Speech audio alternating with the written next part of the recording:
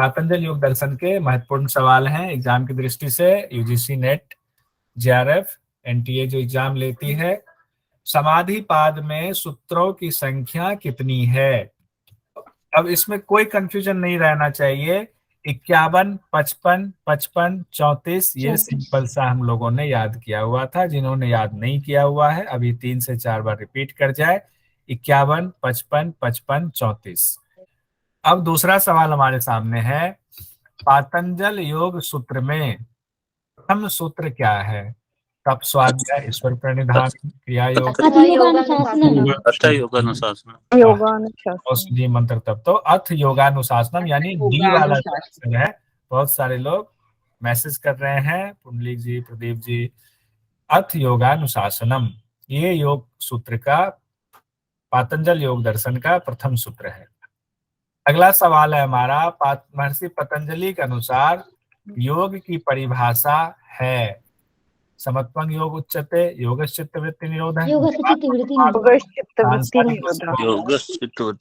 क्या बहुत बढ़िया, मैसेज में परफेक्ट आ रहा है सब लोगों का। योगश्चित्त वृत्ति निरोधः। अब अगला सवाल है, नेट जीआरएफ के में पूछा गया, योग सूत्र के अध्यायों को सही क्रम में चुने। पहला दिया है साधनपाद, कैवल्यपाद, समाधिपाद, विभूतिपाद।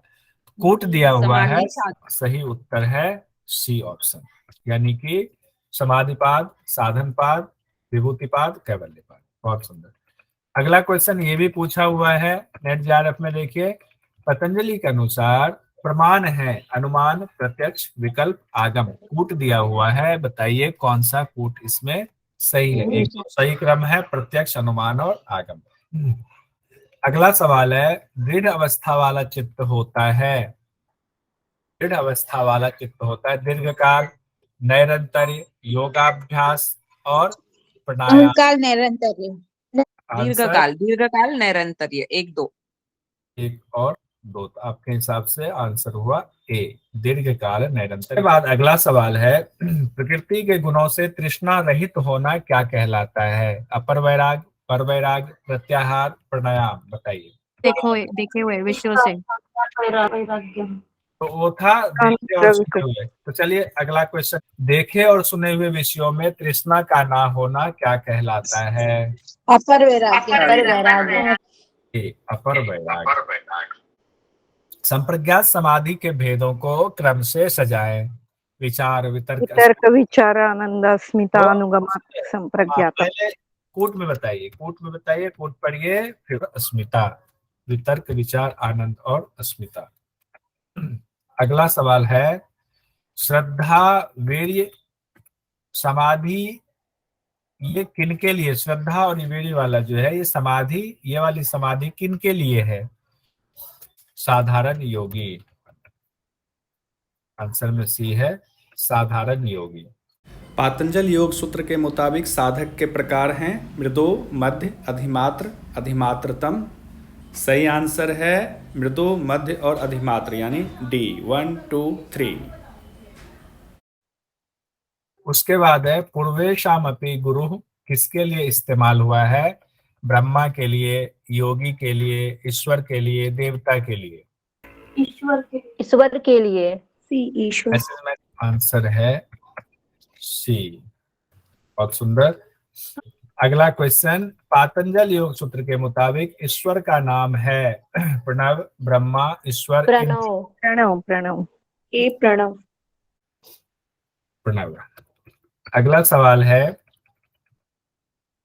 देखिए पूछा गया था, सर्वज्ञता का बीज किनके लिए कहा गया है? महर्षि पतंजलि के लिए, महर्षि रमन के लिए, ईश्वर के लिए, मुनि के लिए?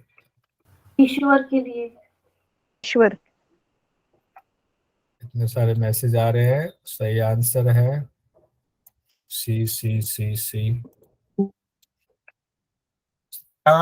संशय, अविरति, भ्रांति दर्शन को सम्मिलित किया जाता है। दुख, चित्त विक्षेप, सहभुव, उपविक्षेप। चित्त विक्षेप। अब यहाँ 2 सवाल है, पहला इसमें देख लेते हैं। योग सूत्र के अनुसार एक तत्व का अभ्यास किसे दूर करता है? ना विक्षेप की जगह अगर अंतराय आता तो भी आंसर अंतराय करते, तो आंसर है विक्षेप। अब देखिए इसी क्वेश्चन को पलट कर पूछ दिया जाता है, इसलिए दोनों क्वेश्चन एक साथ स्क्रीन पर हमने रखा है। अंतराय तथा विक्षेप सहभुव को दूर करने का उपाय है अभ्यास वैराग प्राणायाम भावना चतुष्टय एक तत्व अभ्यास। एक तत्व अभ्यास। एक तत्व अभ्यास। आप लोगों ने कहा कि अंतराय तथा विक्षेप सहभुव को दूर करने का जो है उपाय है एक तत्व का अभ्यास। अब भावना चतुष्टय किसके लिए क्या कहा गया है? मैत्री करुणा व मुदिता को। किसके लिए? इससे क्या होता है भावना चतुष्टय से? अंतराय क्लेश दूर होते हैं। चित्त प्रसादन। चित्त प्रसादन का उपाय। प्रसादन कहा है। चित्त प्रसादन को क्या कहते हैं? चित्त का की शुद्धि या चित्त को स्थिर करना? शुद्धि सर। शुद्धि सर। चित्त की शुद्धि के कितने उपाय बताए गए हैं? दो उपाय है सर। दो उपाय बताइए। कौन कौन से? एक तो ये सर भावना चतुष्टय और एक प्राणायाम वो प्रच्छन्न विधारणाभ्याम। धारणा। बहुत सुंदर। अब इसको सही मिलान देखिए, वो बहुत जरूरी था कि चित्त प्रसादन मतलब चित्त की शुद्धि। चित्त की शुद्धि और चित्त को स्थिर करना एक बात हुई थी, दोनों अलग अलग चीज है। चित्त की शुद्धि में दो चीजें आती हैं, भावना चतुष्टय और एक जो श्वास को बाहर क्या था, फिर से सूत्र बताइए। प्रच्छेदन विधारणाभ्याम। उतना ही शब्द देकर के पूछ दिया गया, प्रच्छेदन विधारणाभ्याम क्या होता है? चित्त स्थिर होता है, चित्त शुद्ध होता है। अब आदमी कंफ्यूज हो जाए, तो अब ये देखिए सही मिलान कर लेते हैं, उसके बाद आगे बढ़े, वो क्वेश्चन भी आएगा। सुखी के साथ क्या करना चाहिए? मित्रता। मैत्री सर। मैत्री। दुखी के साथ? करुणा। करुणा। आत्मा के साथ? मुदिता। पापात्मा के साथ? उपेक्षा। उपेक्षा। CABD सब लोगों ने कहा CABD। अब जिस क्वेश्चन पे हम पहले चर्चा कर रहे थे वो क्वेश्चन अब आया। महर्षि पतंजलि ने प्रच्छेदन विधानाभ्याम व प्राणस्य सूत्र में किसका उपाय बताया है? चित्त स्थिर शुद्धि का। शुद्धि का है। शुद्ध करना होता है। वो चित्त की शुद्धि का, शुद्धि होगा तब स्थिरता की बात बाद में आएगी। पहले चित्त की शुद्धि फिर स्थिरता। तो चित्त शुद्धि वाला भावना चतुष्टय और प्रच्छेदन विधारणाभ्याम व प्राणस्य, इसको याद कर लेंगे। वह सवाल है क्रिया योग में सम्मिलित है, कूट बताइए। आपको स्वाध्याय और स्वाध्याय ईश्वर प्रणिधान। ईश्वर प्रणिधान। 1, 2 और 4। अगला सवाल है हमारा, सब लोग मैसेज में सही जवाब दे रहे हैं। योग सूत्र के अनुसार ईश्वर प्रणिधान को किसके अंतर्गत सम्मिलित किया गया है? महाव्रत, क्रिया योग और क्रिया योग। कितनी जल्दबाजी में जवाब गलत हो रहा है ये देखिए, कूट दिया हुआ है। सर 2 और 4 ए ऑप्शन। सर 2 और 4 होगा, क्रिया योग और क्रिया योग में तो है ही, और ईश्वर प्रणिधान नियम का है। क्रिया योग किससे जुड़ा है? नियम से। 2 और 4, तो ए नंबर का आंसर सही है। सवाल है अपना, इनमें से क्रिया योग का फल है। अब क्रिया योग का फल बता दीजिए, कौन कौन से फल हैं? कौन माइक खोल करके बोलेंगे क्रिया योग के फल? समाधि भावनार्थ क्लेश तनु करणार्थ। डी वाला। पतंजलि के अनुसार क्रिया योग के अभ्यास के उद्देश्य हैं विवेक ख्याति, समाधि भाव, कैवल्य, क्लेश तनु करनार्थ। बताइए। 2, 4। 2, 4। 2 और सर इसमें कूट है। मैं लिखना जो है वो नहीं लिख पाया, इसमें कूट है। नहीं सकते। अब देखिए दूसरी बार इसी सवाल को कैसे पूछा गया। क्रिया योग से कितने सवाल आते हैं, इसको तो अब मुझे लगता है इतनी बार करा देंगे कि हम लोगों को याद हो जाएगा। क्रिया योग के लाभ है केवल क्लेशों की निवृत्ति, समाधि अवस्था की प्राप्ति, कर्म में कुशलता। तो आंसर हो गया हमारा, हाँ बहुत अच्छा ध्रुव, 2 और 3 वाला, यानी ए हम इसको कर देते हैं। क्लेशों की निवृत्ति, समाधि की अवस्था। तो हमें पता चल गया क्लेश की निवृत्ति है, समाधि अवस्था की प्राप्ति है, दो चीजें ही होनी है, अलग अलग तरीके से क्वेश्चन पूछा जा रहा है। क्या पंच क्लेश का किस पाद में वर्णन है? साधन पाद। साधन पाद। साधन पाद। सर साधन पाद में है, समाधि में नहीं है, साधन में। कि साधन पाद की शुरुआत कौन से सूत्र से हो रही है? साधन पाद की क्रिया योग से तब सर। स्वाध्याय ईश्वर प्रणिधान। हाँ, तब स्वाध्याय बहुत बढ़िया, योग बहुत सुंदर। शोभा जी बढ़िया, मीना जी बढ़िया। क्रिया योग से हो रही है, और क्रिया योग में कहा गया है ना क्लेश, उसी क्रिया अविद्या योग को अस्मिता राग द्वेष अभिनिवेश पंच क्लेशा। उसी के बाद तो क्रिया योग के बाद क्लेश आया, और उसी क्लेश को दूर करने का बताया गया है। क्रिया योग क्लेश एक साथ आया है और दूर करने का उपाय बताया गया है। वही हम लोग ऊपर से उसी तरह से आ रहे हैं। सभी क्लेशों की जन, तो इसका आंसर हो गया आपका साधन पाद एक वाला। अब अगला सवाल है, सभी क्लेशों की जननी है 2 नंबर अविद्या। अस्मिता अविद्या राग द्वेष था, तो अविद्या को सभी क्लेशों की जननी कहा गया है। अगला सवाल है, क्लेशों की निम्न अवस्थाओं को क्रम में व्यवस्थित करें। तनु उदार तनु विच्छिन्न उदाहरणम। सी आंसर जो है, बहुत सुंदर। अगला सवाल है, योग सूत्र के अनुसार चित्त परिणामों का सही क्रम है। NSA। निरोध, समाधि और एकाग्र, सी। अगला सवाल है, पतंजलि के अनुसार काय संपत्ति में शामिल है? मनोहर सुंदर काया, डी बलशाली काया, सुदृढ़ गठिला, 3। 4। सर हाँ। रूप लावण्य बल और वज्र। बल ब्रज। तो रूप लावण्य बल और वज्र में स्वस्थ और लचीला शरीर नहीं है। अगला सवाल है, योग दर्शन में अंतरंग योग की चर्चा किस पाद में है? विभूति पाद। विभूति पाद। विभूति पाद। उसके बाद अगला सवाल है, संयम के अंतर्गत आता है? धारणा ध्यान समाधि त्रयम एकत्र संयम। ठीक है। उसके बाद आता है, किसी पदार्थ के तीनों परिणामों में संयम करने से क्या होता है? इनमें से अंतरंग कौन से हैं? निर्भीक समाधि। निर्भीक समाधि। संख्या 7। 8। योग सूत्र के अनुसार श्रवण की दिव्य शक्ति प्राप्त करने की विधि निम्नलिखित में से कौन सी है? स्रोत आकाश संबंध। बहुत सुंदर। पतंजलि योग सूत्र के मुताबिक किस तरह विजय से योगी का शरीर दीप्यमान हो जाता है? समान वायु। समान वायु पर। ठीक है। सोपक्रम निरुपक्रम संयोग करने से किस ज्ञान की प्राप्ति होती है? मृत्यु। का ज्ञान हो जाता है। देखिए, सिद्ध पुरुषों के दर्शन होते हैं कंठकोप से, कुर्मनारी, मूर्धा और आज्ञा चक्र किसमें? मूर्धा। सब लोगों को ये है। देखिए, क्योंकि 2-3 लोगों के जवाब देने से सबका नहीं होगा। तो 2-3 लोग अगर रेगुलर जवाब दे रहे हैं बहुत अच्छा है, लेकिन बाकी लोग जो नहीं दे रहे हैं उनको भी पता होना चाहिए। तो उत्तर इसका आंसर है क्या? फिर से एक बार बोलिए। मूर्धा। सोपक्रम निरुपक्रम में संयम करने से भविष्य का ज्ञान, मृत्यु का ज्ञान। मृत्यु का ज्ञान।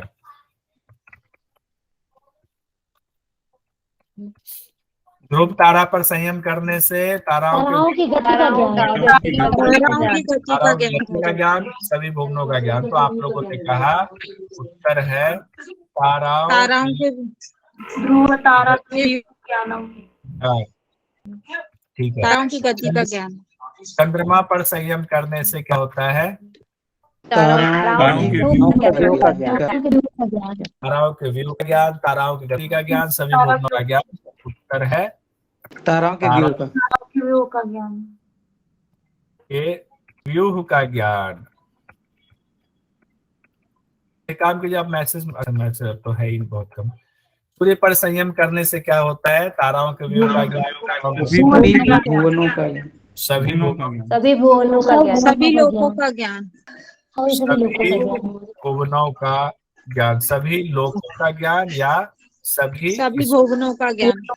सभी लोकों का ज्ञान, ये भी आ सकता है। सूर्य पर संयम करने से सभी भुवनों का या सभी लोकों का ज्ञान हो जाता है। अगला सवाल है,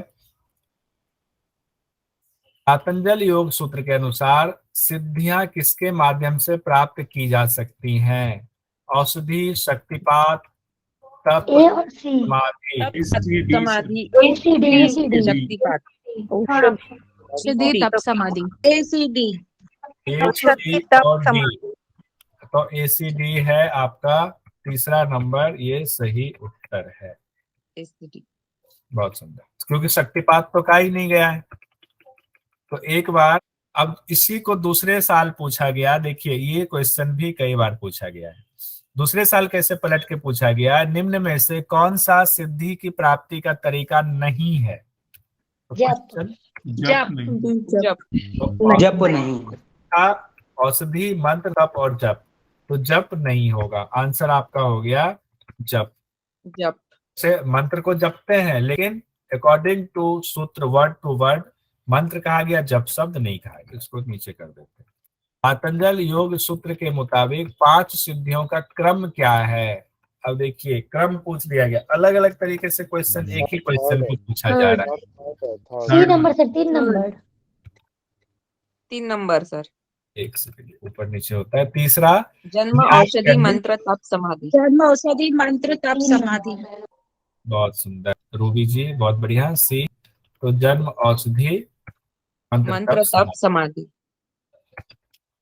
है किसके माध्यम से उत्पन्न चित्त में वासनाएं नहीं होती हैं? समाधि। समाधि।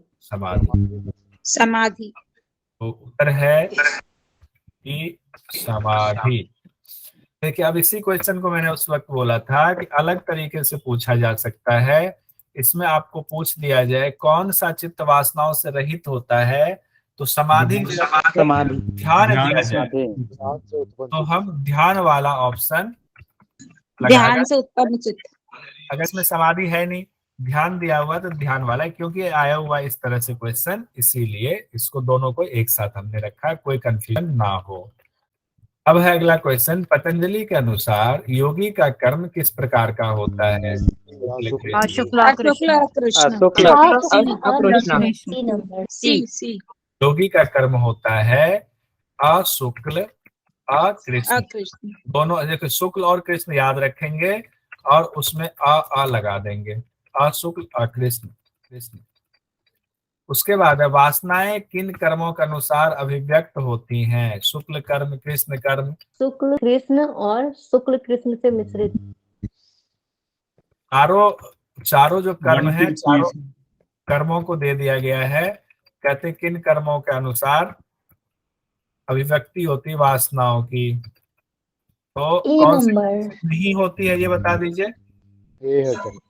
शुक्ल नहीं होती। हाँ, तो चौथे से नहीं होती है, तो उत्तर हो गया आंसर पहला वाला, ए वाला। 1 2 3। अगला क्वेश्चन, एक योगी अनेक शरीर का निर्माण कैसे कर लेता है? औषधि से, अस्मिता मात्र से, ये कैवल्य पाद का है। अस्मिता मात्र से योगी अनेक शरीर का निर्माण कर लेता है। ठीक है, अस्मिता का तो मतलब यही है ना कि दृक और दर्शन शक्ति जब मिल जाती है। नहीं, दर्शन शक्ति यहाँ तक हम नीचे से क्रम से जब हम समाधि करते हुए स्थूल से सूक्ष्म से पहुंचते हैं, सबका लय करते हुए जब हम बुद्धि तक पहुंच जाते हैं, महद तक पहुंच जाते हैं, तब अस्मिता तक पहुंच गए। तब जाकर के ऐसी सिद्धि मिल जाती है कि हम एक चित्त से कई चित्त का, कई शरीर का निर्माण कर लेते हैं। हालांकि देखिए, एक चीज और ध्यान में रखेंगे, इसी सूत्र का अलग अलग विद्वानों ने अलग अलग व्याख्या की। कई विद्वानों का कहना है कि नहीं, ऐसा नहीं हो सकता, एक शरीर से कई शरीर का निर्माण नहीं हो सकता, इसका कहना अलग।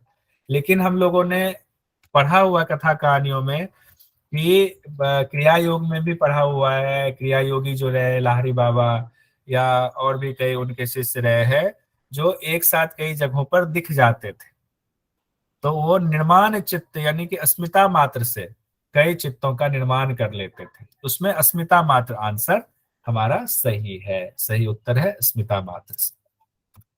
और इसी में पातंजल योग दर्शन में कहा गया है कि स्मिता मात्र से कर तो लेगा, लेकिन क्या होगा, एक ही चित्त जो है प्रधानता एक ही रहेगी। सभी का ज्ञान नहीं होगा ना, ऐसा कहा गया कि सभी का ज्ञान नहीं होगा, एक ही का ज्ञान होगा। हाँ, ऐसा कुछ एक ही चित्त जो है प्रधान रहेगा। यानी अगर मैं हूं, मेरा एक चित्त है, मैंने 5 कौशल खड़े कर दिए, तो जो मेरा मुख्य चित्त है उसी से 5 कंट्रोल होगा। ऐसा नहीं कि 5 अब 5 हो गए, 5 अलग अलग भागे जा रहे हैं, 5 आपस में लड़ रहे हैं, 5 पता चला कि 5 का अलग अलग अस्तित्व होगा। नहीं, अस्तित्व एक ही का रहेगा। चित्त एक ही, हमने 5 छाया दिखा दी, हम चाहें तो फिर 5 समेट लेंगे। उसके बाद अगला क्वेश्चन है, योगियों के अलावे बाकी लोगों का कर्म किस तरह का होता है? शुक्ल कृष्ण 1 2 3 4 कृष्ण शुक्ल कृष्ण शुक्ल कृष्ण 2 और हाँ, 2 3 2, 4 3, 4, यानी कि अशुक्ल अकृष्ण को छाट देंगे तो 3 कर्म इधर बच गए, शुक्ल कृष्ण और शुक्ल कृष्ण मिश्रित। तो 2, 3 और 4 ये हमारा सही आंसर आ गया। आंसर आ गया बी। बहुत अच्छा वनीता जी, ध्रुव जी, ब्रह्मा जी। निम्न में से कौन परिणामी है? देखिए बड़ा सुंदर जवाब है, ये क्वेश्चन है। दृष्टा, दृश्य, अविद्या और क्लेश। दृश्य।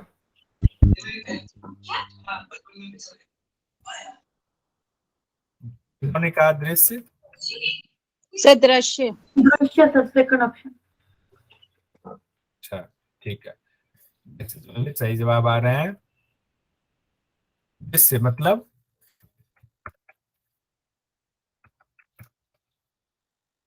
प्रकृति सर। हाँ। प्रकृति। उसके बाद अगला सवाल है, इनमें से कौन स्व प्रकाशक है? चित्त, बुद्धि, दृष्टा और अहंकार। दृष्टा। दृष्टा। दृष्टा और बुद्धि एक ही हो गया तकरीबन, क्योंकि हालांकि चित्त को अलग अलग जगहों पर अलग अलग इसकी व्याख्या की गई है, लेकिन पातंजल योग दर्शन में तो चित्त और बुद्धि एक ही होता है। मान लीजिए एग्जाम में दे दिया तो हमें पता है कि दोनों तो है नहीं, तो स्व प्रकाशक सिर्फ और सिर्फ दृष्टा है। दृष्टा मतलब आत्मा। अगला क्वेश्चन है, योग सूत्र के अनुसार क्लेश व कर्म निवृत्ति का उपाय है। अब धर्म में समाधि। धर्म मेध समाधि। पक्का? धर्म में समाधि। Yes sir. ठीक है, धर्म मेघ समाधि। तो आंसर हो गया आपका दूसरा। पढ़ा था क्लेश और कर्म की निवृत्ति होती है धर्म मेघ समाधि से। इसी क्वेश्चन को पलट के पूछा गया है, इसमें कूट है, कूट आप लोग खुद से बनाकर बता दीजिएगा। धर्म मेघ समाधि से क्या होता है? क्लेश और कर्म की निवृत्ति करते हैं। क्लेश और कर्म की निवृत्ति। 1 और 2। 1 और 2, क्लेश और कर्म की निवृत्ति। और हम भी निवृत्ति कर लेते हैं। क्वेश्चंस तो बहुत सारे हैं और भी, लेकिन अभी इतना क्वेश्चन मुझे लगता है काफी है।